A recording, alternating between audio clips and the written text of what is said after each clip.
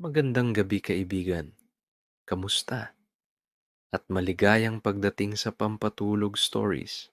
Tahimik ang gabi, mahina ang ihip ng hangin, at sa likod ng isang lumang bahay sa baryo, may isang lumang balon na matagal nang nakatayo. Sabi ng mga matatanda, may mga kwento raw na itinago sa kailaliman nito. Hindi kayamanan, hindi rin multo, kundi mga alaala na natutong magpahinga sa katahimikan. Kaya humiga ka na, ipikit ang iyong mga mata, at pakinggan natin ang kwento ng lihim ng lumang balon. Tahimik ang hapon, marahang gumagalaw ang dahon ng mangga, at sa likod ng lumang bahay, nakatayo ang isang balon na tila matagal nang naghihintay. Sa baryong iyon, mabagal ang oras. Hindi tulad sa syudad na tila laging may hinahabol. Dito sa baryo ni Tomas, parang lahat ay marahang humihinga. Ang hangin ay may dalang amoy ng lupa. May halong amoy ng tuyong damo. At kung makikinig ka ng mabuti, maririnig mo ang mga kuliglig kahit maliwanag pa ang langit. Sa gitna ng lahat ng iyon, dumating si Thomas.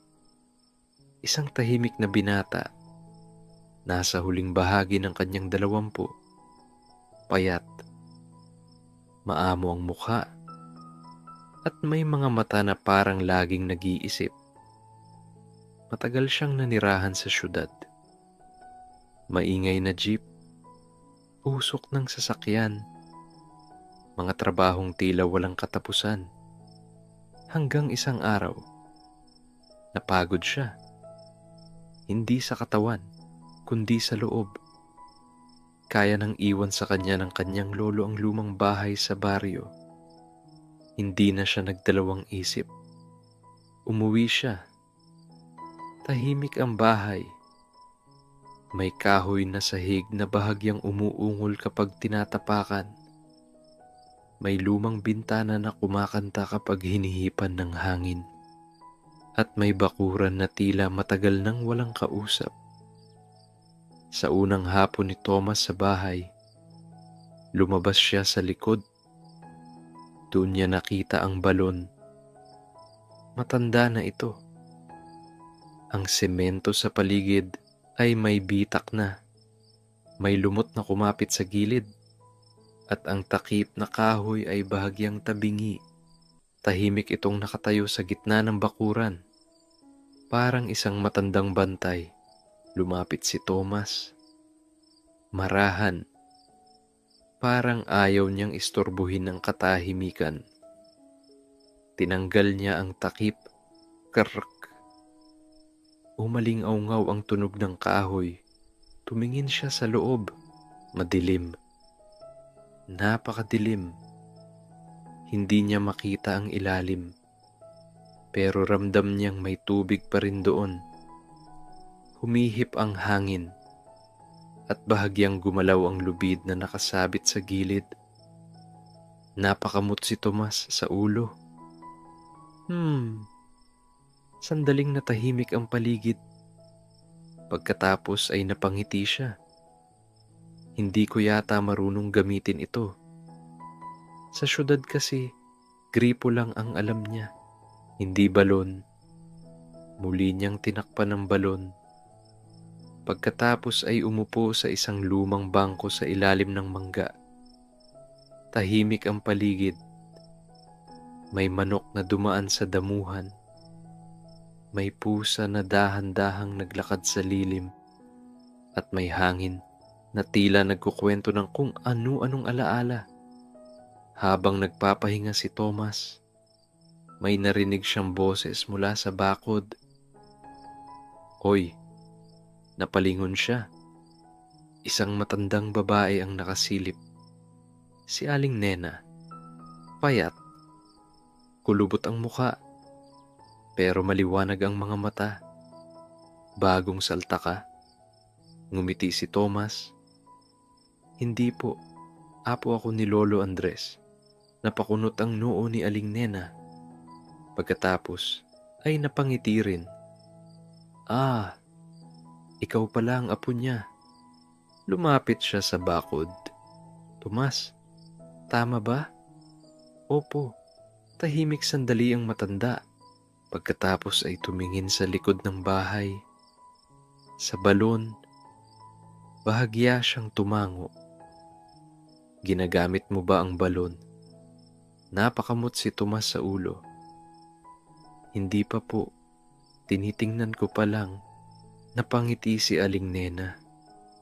Mag-ingat ka dyan. Nagulat si Tomas. Bakit po? Sumandal ang matanda sa bakod. Bahagyang nangumiti. May lihim daw ang balon na yan. Tahimik ang hangin. Bahagyang gumalaw ang mga dahon. At tila mas naging malalim ang lilim sa paligid. Napakunot ang noo ni Tomas. Lihim. Tumawa si Aling Nena. Hindi naman nakakatakot. Pero sabi ng matatanda noon, bahagyang lumapit siya. May mga bagay daw na itinago dyan. Tumingin si Thomas sa balon. Tahimik itong nakatayo. Parang walang pakialam sa kanilang usapan. Ano pong itinago? Tanong niya. Umiling si Aling Nena. Hindi ko alam. Pero sabi nila, may dahilan kung bakit hindi pinapasara ng lolo mo ang balon na yan. Napakamot ulit si Tomas sa ulo. Mukhang misteryo pala ang iniwan niya. Ngumiti ang matanda. Minsan ang mga matatanda, mahilig magtago ng kwento. Sandaling natahimik sila. Pagkatapos ay nagpaalam si Aling Nena. Sige, magpahinga ka muna kung may marinig kang kakaiba sa gabi. Huminto siya sandali. Napalingon si Thomas. Opo, ngumiti ang matanda. Huwag kang mag-alala, karaniwan. Palaka lang iyon. Tumawa si Thomas. Tahimik na muli ang bakuran. Lumalim ang hapon. Unti-unting naging gintong kulay ang langit. At sa gitna ng bakuran, nakatayo pa rin ang lumang balon. Tahimik. Matanda. At tila may mga kwento na hindi pa handang sabihin. Tahimik ang gabi. Malayo ang huni ng kuliglig. At sa bakuran ng lumang bahay, marahang gumagalaw ang mga dahon sa ilalim ng buwan. Sa loob ng bahay, nakahiga si Thomas sa duyan. Dahan-dahan ang kanyang pag-indayog. Krrrk, krrrk. Bahagyang umuungol ang kahoy ng kisame. Sa syudad, hindi siya sanay sa ganitong katahimikan. Doon, kahit gabi, may busina, may makina, may sigawan ng kapitbahay. Dito, tahimik. Sobrang tahimik. Halos marinig mo ang sarili mong paghinga. Tahimik ang gabi. Hanggang may narinig siya. Mahina. Napakahina. Parang bulong. Napakunot ang noo ni Tomas. Huminto ang duyan. Nakinig siya.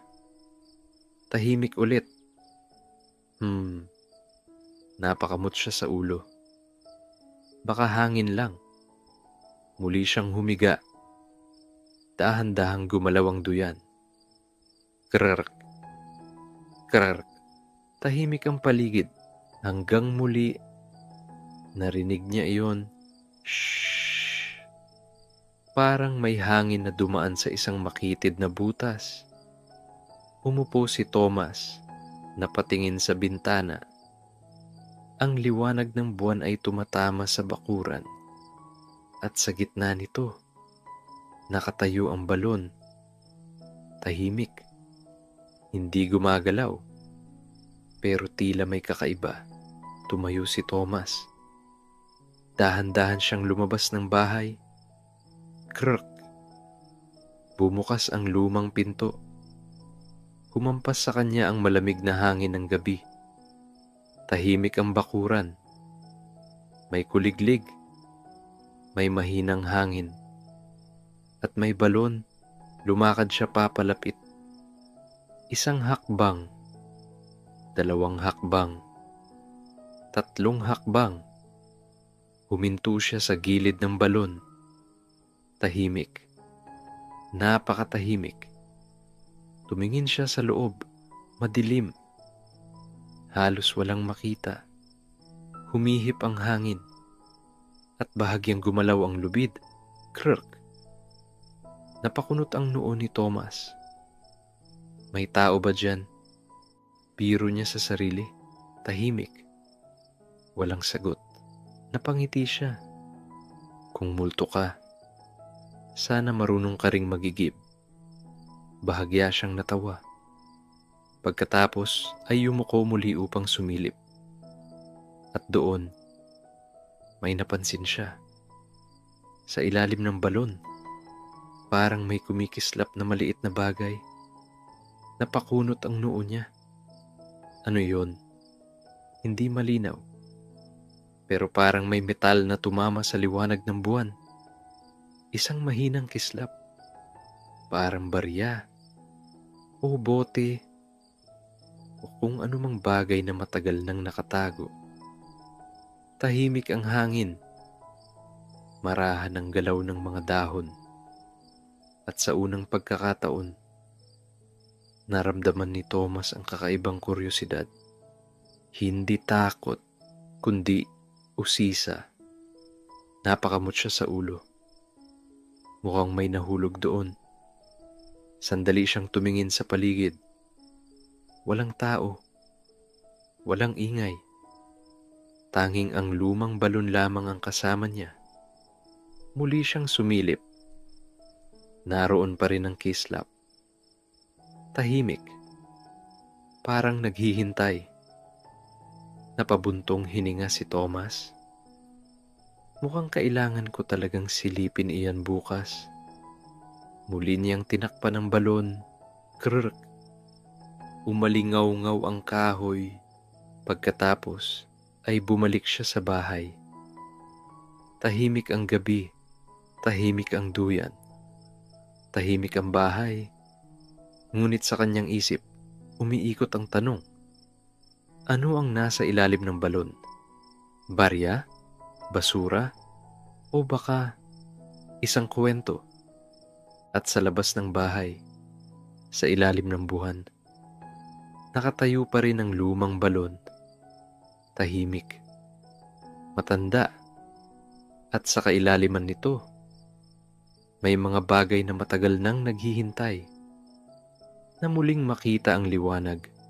Tahimik ang umaga, manipis ang hamog sa damuhan, at sa gilid ng kalsadang lupa, dahan-dahang nagbubukas ang maliit na tindahan ni Aling Nena. Sa baryo, ang umaga ay hindi nagmamadali. May tandang na tila hindi napapagod sa pagtitilaok. May kalabaw na mabagal na naglalakad sa pilapil.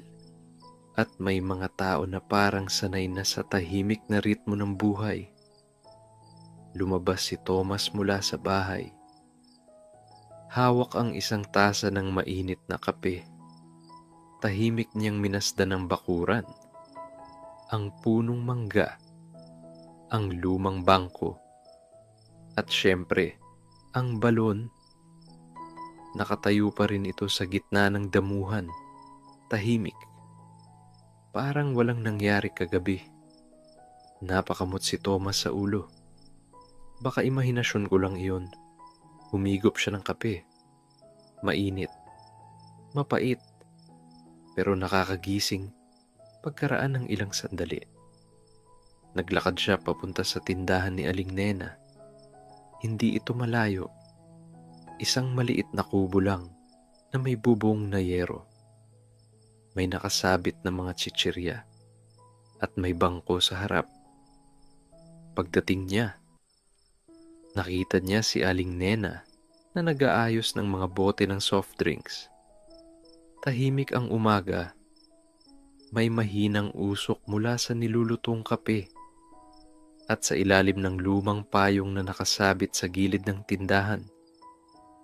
May isang kuwentong naghihintay muling sabihin, "Hoy Tomas," bati ng matanda. Ngumiti si Tomas. "Magandang umaga po." "Magandang umaga rin." Umupo siya sa silya. Tahimik sandali. Hanggang sa nagsalita si Tomas, "Aling Nena." "Oh, tungkol po sa balon." Bahagyang napahinto ang matanda. Tumigil siya sa pag-aayos ng bote. Unti-unti siyang napalingon kay Tomas. Sa mga mata niya, tila may alaala. "Ano tungkol doon?" Napakamot si Tomas sa ulo. "May nakita po kasi akong kumikislap sa ilalim kagabi. Tahimik ang hangin. May dumaan na bisikleta sa kalsada. At sa pagitan ng mga tunog na yon, napabuntong hininga si Aling Nena. Siguro isa iyon sa mga bagay." "Anong bagay po?" Umupo ang matanda sa kabilang silya. Dahan-dahan. Parang may hinuhugot na lumang alaala. "Matagal na yon. Sariwa pa ako noon. Mga 20 anyos pa lang ako." Napangiti siya. "Hindi pa ako ganito kakulubot." Napatawa si Tomas. Tahimik sandali. Pagkatapos ay nagsimulang magkwento ang matanda. "Ang lolo mo, si Andres, mahilig maglakad sa bakuran tuwing gabi. Tahimik ang hangin. Marahang gumagalaw ang dahon ng santan sa tabi ng tindahan. At sa gitna ng umagang iyon, unti-unting nabubuhay ang isang lumang kwento. May dala siyang maliit na kahon minsan bote, minsan papel." Napakunot ang noo ni Tomas. Ano pong ginagawa niya? Ngumiti si Aling Nena. "Iyon din ang tanong ko noon. Isang gabi, nakita ko siya sa balon. Hindi siya umigib ng tubig. Sa halip, bahagyang tumingin ang matanda sa malayo. May hinulog siya sa loob. Tahimik ang paligid. Isang barya." Napakunot ang noo ni Tomas. "Barya lang?" Umiling si Aling Nena. "Minsan barya, minsan sulat, minsan maliit na kahon." Humigop siya ng kape. Pagkatapos ay nagpatuloy. "Hindi ko alam kung bakit, pero ginagawa niya iyon kapag tahimik ang gabi. Parang..." Huminto siya sandali. Parang may iniiwan siya dun. Napakamot si Thomas sa ulo. Parang treasure chest pala ang balon. Napangiti ang matanda. "Siguro, pero hindi pera ang laman. Mga alaala." Tahimik ang umaga. May dumaan na hangin. At sa isip ni Thomas, unti-unting lumalalim ang misteryo. "May sinabi po ba siya tungkol doon?" Tumango si Aling Nena. "Minsan, isang gabi, tinanong ko siya." "Ano pong sabi niya?" Napangiti ang matanda. Ang sabi niya, bahagyang lumalim ang boses niya, "May mga bagay sa buhay na mas mabuting ilagay sa balon kaysa dalhin habang buhay." Tahimik ang hangin. Parang mas naging malalim ang kahulugan ng umaga. Napaisip si Thomas. Mukhang pilosopo pala ang lolo ko. Tumawa si Aling Nena. "Hindi naman. Mahilig lang mag-isip." Sandali silang natahimik. Pagkatapos ay tumingin ng matanda kay Tomas. "Kung gusto mong malaman ang lihim ng balon, isa lang ang paraan." Napakunot ang noo ni Thomas. Ano po iyon? Ngumiti si Aling Nena. Silipin mo. Tahimik ang hapon. Mainit ang araw sa bubong ng bahay. At sa gitna ng bakuran, may isang desisyon na unti-unting nabubuo. Nakatayo si Thomas sa tabi ng balon. Hawak ang isang mahabang lubid. Tahimik ang hangin. May mga ibon na dumaan sa itaas. At sa lilim ng punong mangga, parang naghihintay ang bakuran. Napakamot si Tomas sa ulo. Sigurado ba ako dito? Walang sumagot. Tanging ang balon lamang ang nasa harap niya. Tahimik, matanda, at tila may mga kwento sa kailaliman. Sumilip siya sa loob. Madilim pa rin. Pero ngayong tanghali, mas malinaw ang ilalim. May tubig.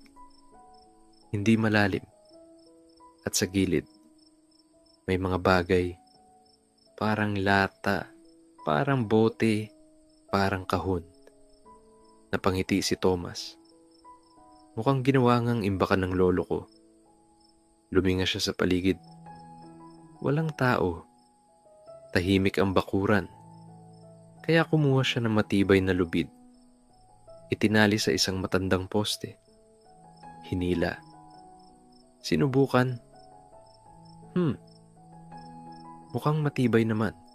Napabuntong hininga siya.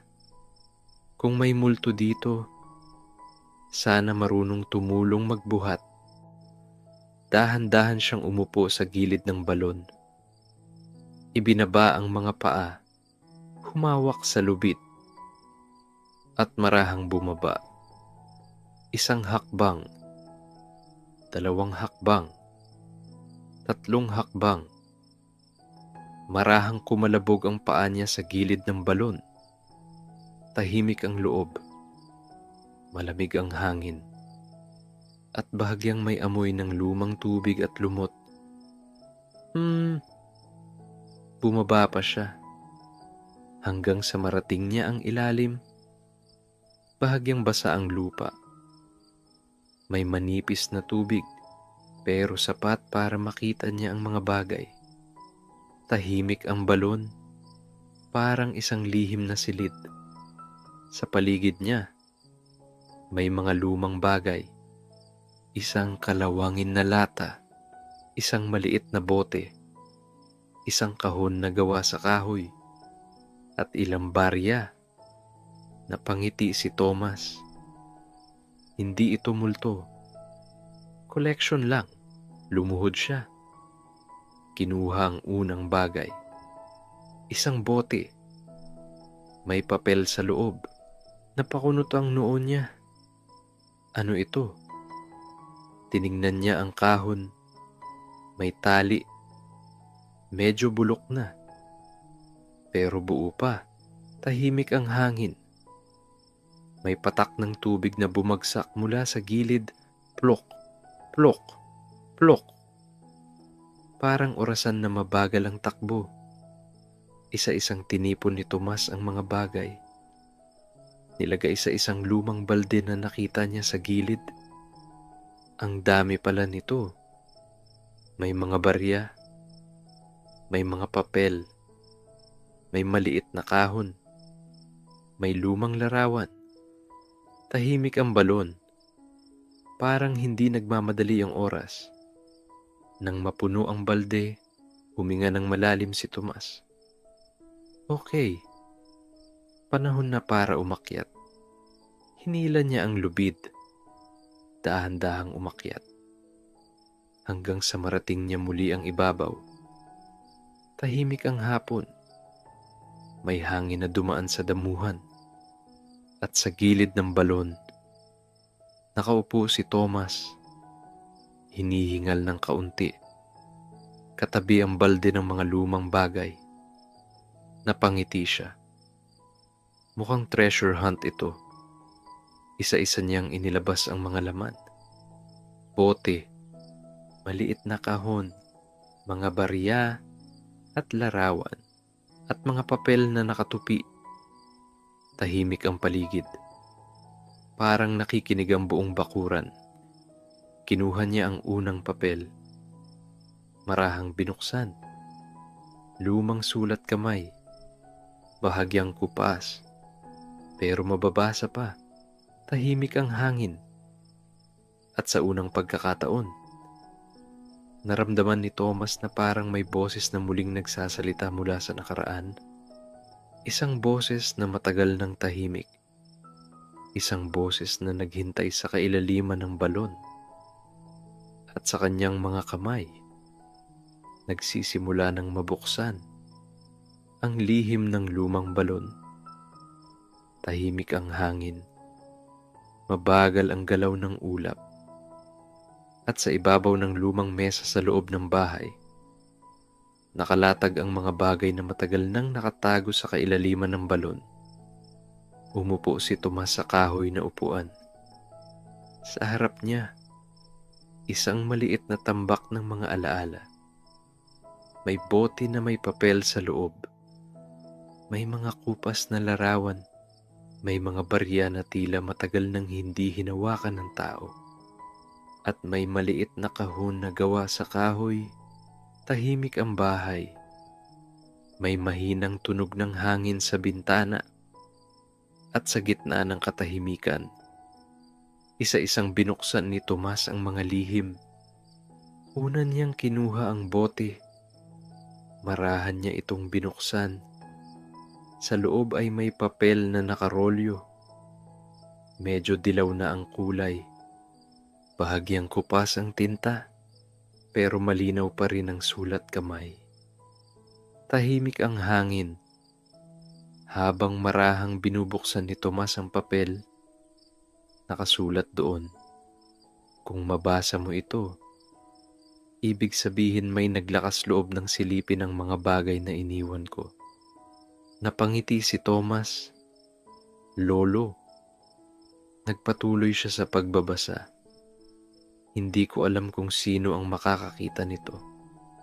Pero kung ikaw man ay apo ko, sana ay tahimik ang puso mo habang binabasa ito." Humigop si Thomas ng hangin. May kakaibang pakiramdam. Parang may kausap siya mula sa nakaraan.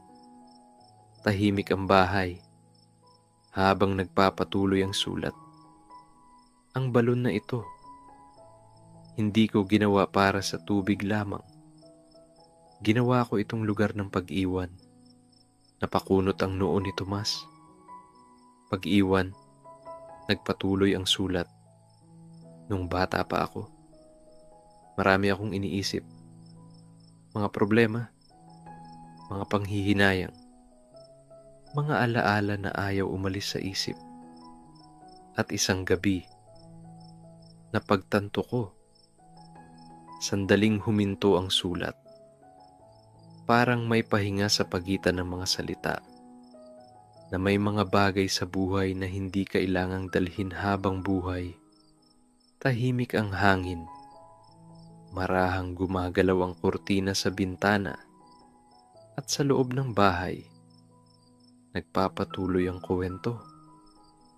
Kaya tuwing may mabigat akong iniisip, inilalagay ko ito sa isang bagay, isang sulat, isang barya, o kung anumang maliit na bagay. Pagkatapos, ibinababa ko sa balon." Napaisip si Thomas. Tumingin siya sa mga barya sa mesa. Parang ritual. Nagpatuloy siya sa pagbabasa.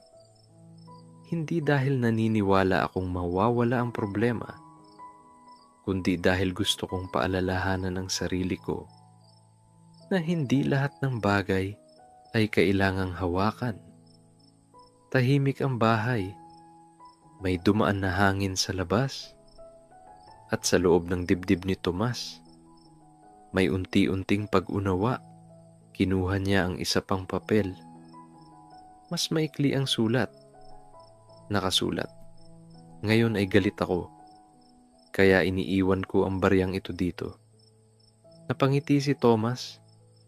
"Lolo, galit din pala minsan." Kinuha niya ang isa pang papel. "Ngayong araw, Nalulungkot ako, pero alam kong lilipas din ito. Tahimik ang hangin. Isa-isa niyang binasa ang mga sulat. May mga araw ng saya. May mga araw ng lungkot. May mga araw ng pagod. May mga araw ng pag-asa. Parang isang tahimik na diary na itinago sa kailaliman ng balon. Napansin ni Thomas ang maliit na kahon. Ito na lang ang hindi pa niya binubuksan. Tahimik ang bahay. Parang nakikinig ang buong paligid. Marahan niyang kinuha ang kahon. May maliit na tali sa paligid nito. Bahagyang kupas. Pero buo pa. Huminga siya ng malalim. At dahan-dahang tinanggal ang tali. Krrk! Bahagyang umungol ang kahoy ng kahon. Binuksan niya ito. Sa loob, may isang sulat. At isang maliit na bato. Napakunot ang noo niya. Bato? Kinuha niya ang sulat. Tahimik ang hangin. Habang binubuksan niya ang huling papel. Sa sulat na iyon, may kakaibang pakiramdam. Parang mas mahalaga. Parang ito ang pinakahuling mensahe. At habang nagsisimula siyang magbasa, unti-unting nauunawaan ni Thomas ang tunay na lihim ng lumang balon. Tahimik ang dapit hapon. Gintong kulay ang langit. At sa tabi ng lumang balon, nakaupo si Tomas habang hawak ang huling sulat ng kanyang lolo. Marahang gumagalaw ang hangin. May mga dahon na nahuhulog mula sa punong mangga. At sa gitna ng katahimikan, binasa niya ang huling sulat.